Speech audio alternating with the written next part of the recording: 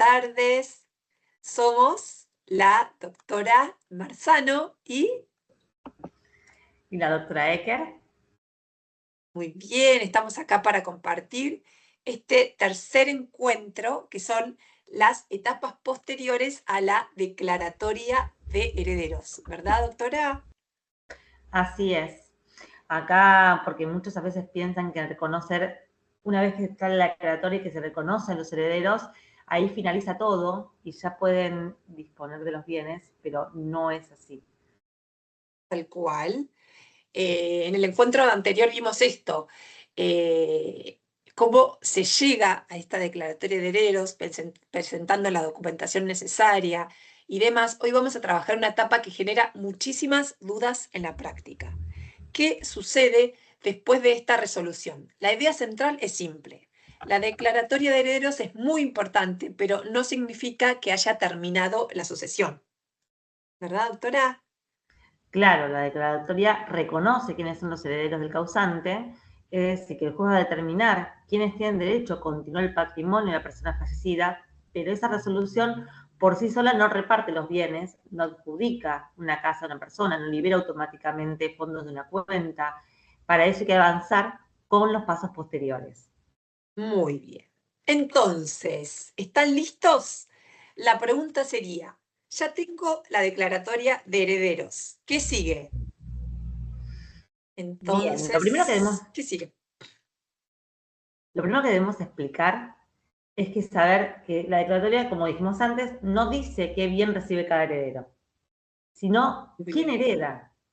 Si, por ejemplo, fallece una madre y deja 3 hijos, la declaratoria va a reconocer a esos 3 hijos como herederos. Pero no va a decir automáticamente que uno se quede con la casa, el otro con el auto y el otro con el dinero. Mientras no se haga la partición o adjudicación, los bienes quedan en estado de indivisión hereditaria.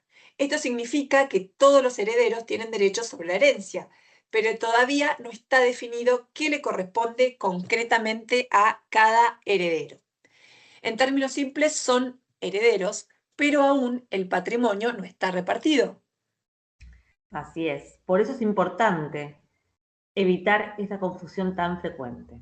Porque muchas personas creen que apenas sale la declaratoria ya pueden disponer libremente de los bienes.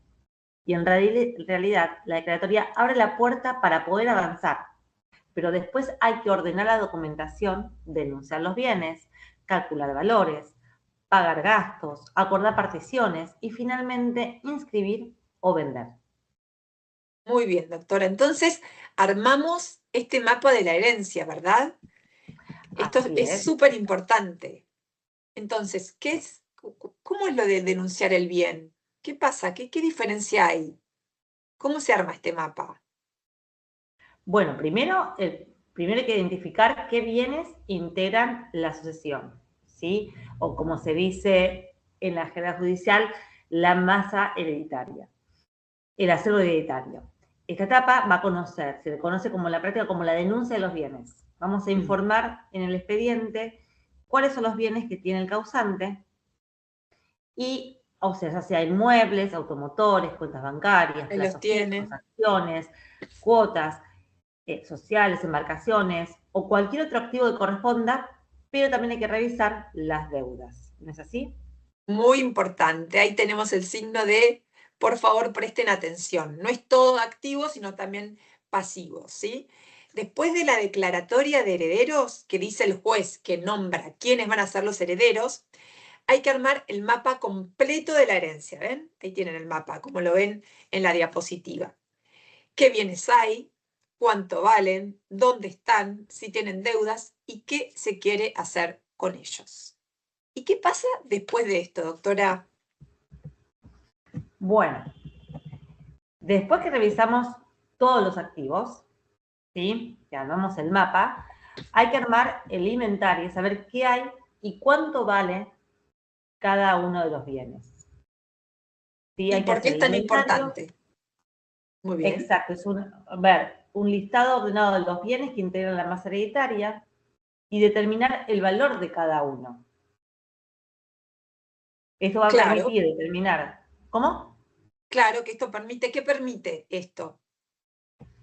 Determinar las tasas, los honorarios, las eventuales compensaciones entre herederos y preparar la partición, lo más Perfecto, importante. perfecto. Entonces ahí lo que dijo la doctora, se tienen que calcular las tasas judiciales, los honorarios profesionales, en eso nosotros también con la doctora somos muy profesionales, que quede todo claro, porque bueno, sabemos de colegas que dicen a lo último cuánto van a cobrar, ¿no? Esto es muy importante para que una familia sepa lo que tiene que gastar antes, cuánto le va a salir.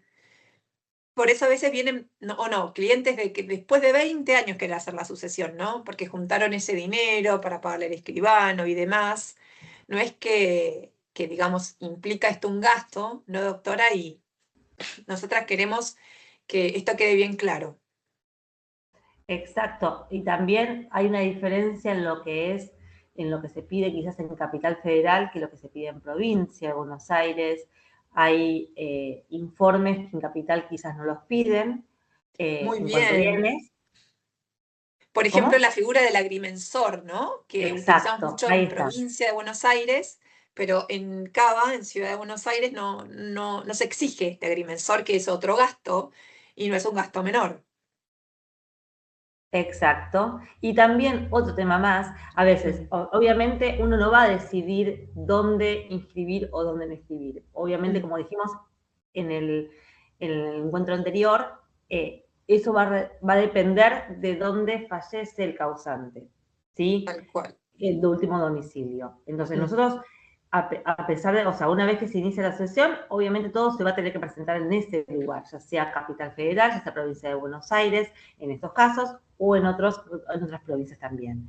Eso va a sí. depender. Y obviamente la diferencia de capital, como bien lo dijimos, es el agrimensor, la cédula catastral que se pide en provincia y que en Mm, capital no, pero sí, obviamente después están todos los informes de dominio, de inhibición, de cesión, las deudas municipales, que también hay que tener en cuenta, porque uno tiene que presentar un libre deuda en estos casos, como que no hay ninguna deuda actual, tanto municipal como provincial, o sea, para poder dejar todo aclarado ante la justicia. perfecto. Por eso también aclaramos en la sesión anterior lo importante que es este primer paso, ¿no? Tener toda la documentación acorde, actual, actualizada, que muchas veces los jueces piden eso. Y también ahí pusimos en la presentación, porque doctora, todo gasto debe ser documentado. Porque, por ejemplo, un heredero paga el agrimensor, por ejemplo. ¿Y eso qué significaría, por ejemplo? Claro, a veces pasa que quizás al momento de, o sea, hay un bien inmueble, lo quieren vender, pero en el momento no tienen el dinero. Quizás uno de los herederos tiene el dinero para poder realizar todos los gastos administrativos o judiciales. Entonces, quizás ese heredero paga, como bien dijiste, el agrimensor, o paga los aportes, o paga los informes. Entonces, lo que tiene que estar bien documentado y que esté con las facturas, con los pagos que se hayan realizado, para el momento después de la partición y la división del dinero, obviamente ese heredero se ha compensado con los gastos que realizó anteriormente durante la sucesión. Perfecto. Entonces lo que recomendamos es que todos los gastos que ustedes tengan estén documentados, ¿sí? Eso es muy importante. Y un dato más Después, que queremos sí, aportar, por y favor. eso también para que lo tengan en cuenta cuando es provincia, que están o sea, en las provincias, como bien dijimos antes, están los aportes Mm. judiciales, que sin eso, más allá que se haya pagado todo, no se puede avanzar a la inscripción. ¿Y qué serían? A ver, expliquemos un poquito más de estos aportes, doctora.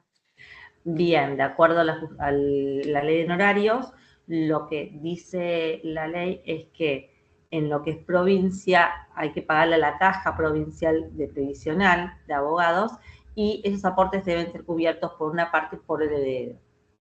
Claro, esa es la diferencia. Nosotros como abogados aportamos a una caja de jubilación, ¿verdad? En Así provincia es. de Buenos Aires.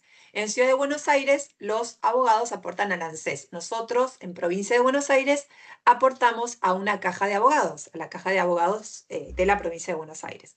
Entonces, en provincia, cuando hay una sucesión, si no se hacen esos aportes a ese abogado, no pueden hacerse todos esos trámites que necesitan hacerse con los bienes. Por eso esa es otra diferencia que estaba diciendo la doctora Marzano con Cava.